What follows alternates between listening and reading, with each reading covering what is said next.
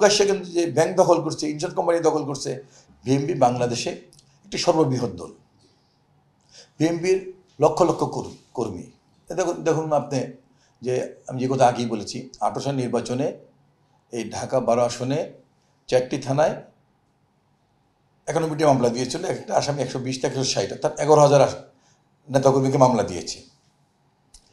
এত বড় একটি দলের কজনকে আপনি ওইভাবে কন্ট্রোল করতে পারবেন বলুন?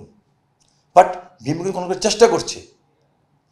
বিএনপি কিন্তু এ পর্যন্ত 5ই আগস্টের উপরে বিভিন্ন অন্যায়ের সাথে সম্পৃক্ত থাকার অভিযোগে অনেককে গ্রেপ্তার, দলকে বহিষ্কার করা হয়েছে। বিএনপি কিন্তু ক্ষমতায় নেই।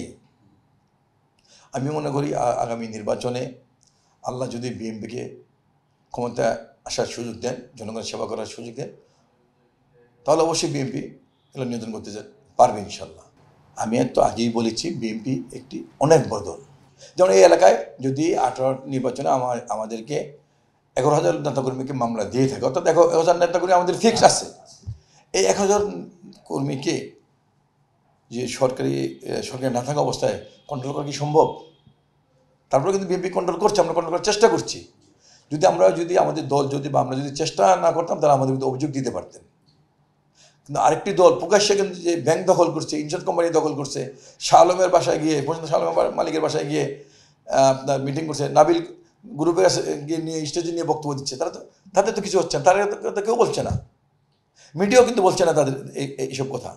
16 বছর কিন্তু এই ফ্যাসিস্ট সরকার বিএনপি অনেক বেশি অঞ্জ দখল করে নিয়েছে।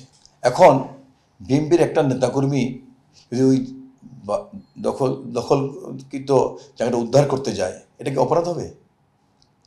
আজকে দেখুন, বিএনপির মধ্যে একটি রাজনৈতিক দল, যে দলটি যাতে কোনো বেসিক কোনো চরিত্র নেই, যে দলটি স্বাধীনতা যুদ্ধের বিরুদ্ধে ছিল, এই দলটি আজকে যে কথা বলছে, মানে বিএনপির বিরুদ্ধে আজকে মিথ্যাচার করছেন।